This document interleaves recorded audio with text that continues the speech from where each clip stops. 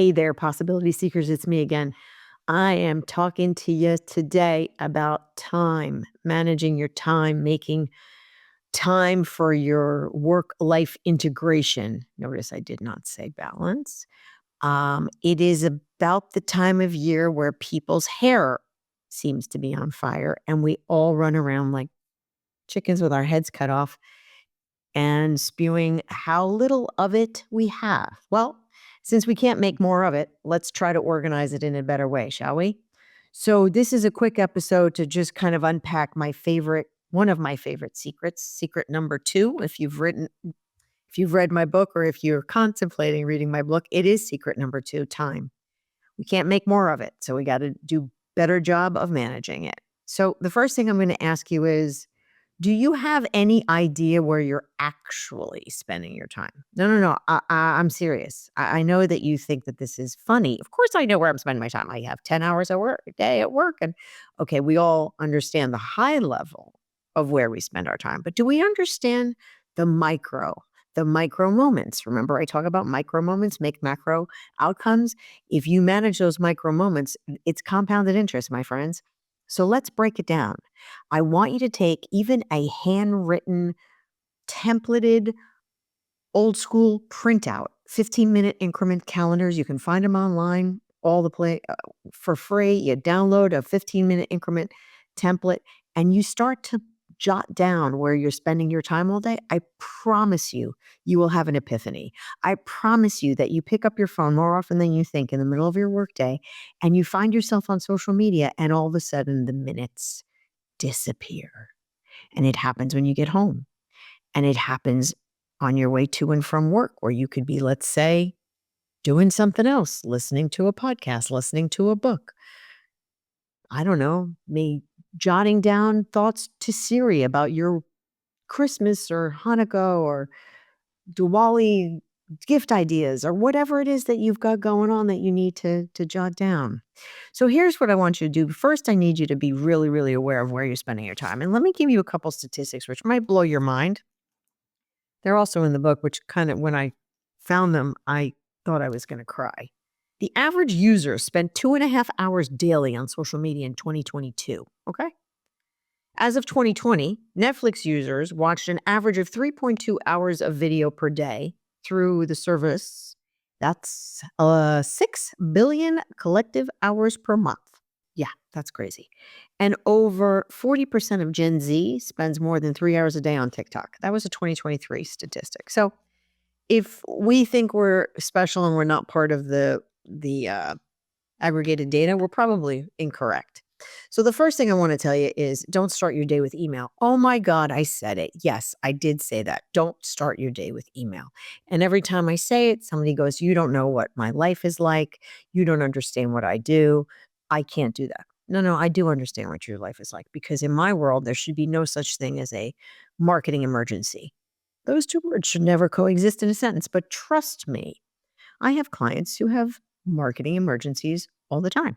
So this is what I want you to do. I want you to quickly, and I mean quickly, if you must, come into the office or pick up your phone after you've had a moment to decompress and roll into your day. We'll get back to that in a moment. Hopefully you're doing something like thinking and maybe meditating or maybe journaling or maybe doing a quick workout, or maybe you're doing it at the end of the day. Either way you slice it, the quick scan of anything prioritizing or anything that's on fire means you look for a client name or a boss's name or somebody that has capital letters in their subject line, something that you know needs your attention.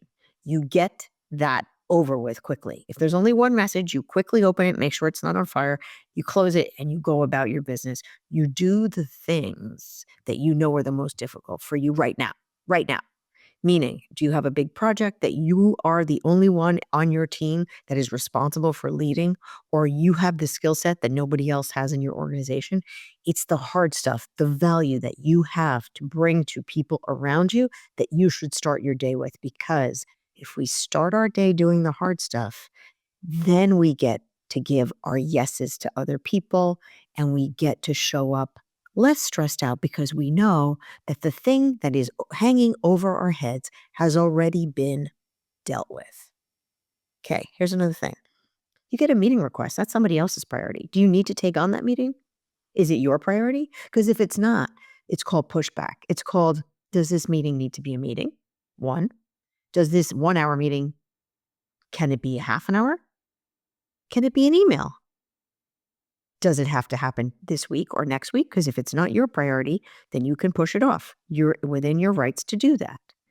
So you need to think about when people ask you for your time, it's not your priority or your go to, right? It's theirs. So if you accept all meetings that are put in front of you, you're going to be basically at the mercy of everybody else's agenda. And you've basically assumed your priorities to other people's. So that's not a way to go through life because it's very stressful, frankly. So ask yourself, does a meeting need to be a meeting? Does it need to be as long as it is?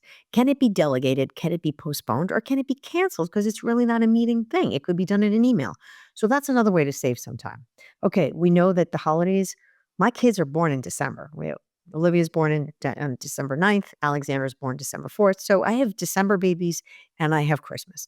So for me, December is kind of a crazy month, but I love it in some ways, right? So what is it that I need to be doing to protect the fact that I don't want to show up to the holidays with my hair on fire?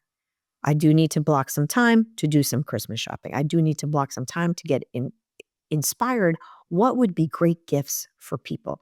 More and more I hear, I don't need stuff, I want experiences. So more and more I'm getting people gift cards to restaurants, to museums, to tours, to things that I know that they'd appreciate, but they may not be getting for themselves.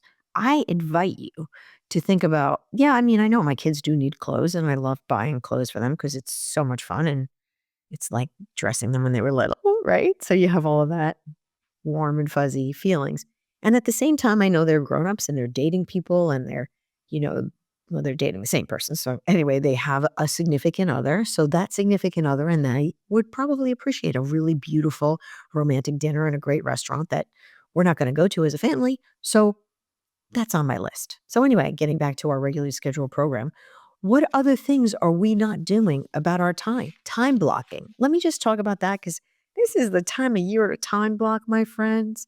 Have a color for every category of your time that you have. It's current clients or current work. It's future work or prospecting. It's your pet project. Maybe it's your book club. Maybe it's your cycling club. Maybe it's your golf league. Maybe it's your volunteer work. Is it a club that you're learning how to speak publicly? You're in part of Toastmasters. Is it whatever it is? You got to time block that on your calendar and make sure. Is it fitness? I look at my calendar a couple times a week from the perspective of, am I getting enough joy from this week? Am I blocking time for the things that I want to do? So for me, fitness is really important. And if I don't work out, oh, I don't know, 4 or 5 times a week, I'm totally a biatch. And I know that about myself because it's too much pent up energy and I don't feel like I'm just not showing up in the way that I want to show up. So I look for that green. My fitness is in green. I look for green. If there's not enough green in that calendar, something's coming off.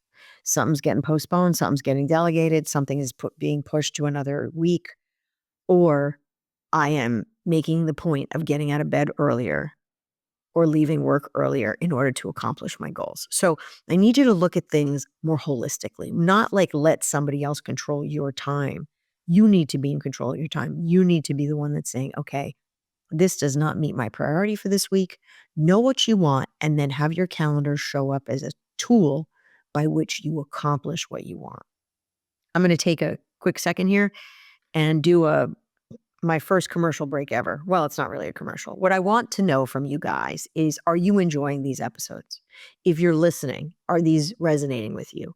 Drop me a comment. Please subscribe. Please, we don't, there's nothing that anybody's going to do with the data. So like if you subscribe to a podcast, all it means is that you're going to be notified when a new one drops. That's it. It's not really that big a deal. But a comment once in a while on YouTube or on one of the podcast channels and subscribing or following the program is really, really important to us. Otherwise, we have no way of knowing whether these topics or these subjects are resonating with you. So please take the time to do that. Okay. I'm going to get back to what I was talking about. Time blocking is super easy if you get into the rhythm of it, and it will absolutely change your life. I'm telling you, before I time blocked, which I started doing it about 2 decades ago, and I've gotten progressively better at it. When I don't do it, I feel out of control. It's just and then also, quite frankly, April Rennie, who wrote the book, Eight Superpowers in a Time of Flux, she's amazing. One of her, premises is about the Dutch practice of Niksen. It's called Niksen. I think they pronounce it Niksen. Anyway, it's the concept of doing nothing. And I will tell you something, I'm not good at that. I don't even know how to do that. I'm learning that, well, multitasking is overrated because then you end up doing a bunch of things half-assed, but the reality is doing nothing, sometimes just making the time to sit, let's say, on your bed, cross-legged, thinking about your day and how you want to create something or do something or be someone or moving into being that person that you want or that job that you want or that career or that business that you want to develop. All those things align, right? You're pushing out to the universe what your wishes are, whether when you're blogging or you're journaling or you're writing things down. That's another way of committing to something bigger than yourself. Joining a community. We just created our first community as a result of the retreat that we just did, and I'm hoping that all the ladies join the community so that we can stay as equally connected both virtually and in person and on Zoom, so to keep each other accountable and moving forward. So join a community. I read a great book, which I'm going to have the author on the pod because it is truly amazing, called The Connection Cure. I'm holding it up if you're watching YouTube, by Julia Hotz, Hotz. And basically, it's the premise of you're a lot healthier as a human when you're connected with other people, when you are in part of something bigger than yourself, whether you're volunteering or you're part of a community that's paid or unpaid. It doesn't matter. You're part of other people's lives. You're accountable for contribution from your own life. And the premise is it's the prescriptive power of movement, nature, art, service, and belonging. As a society, America is very quick to prescribe drugs.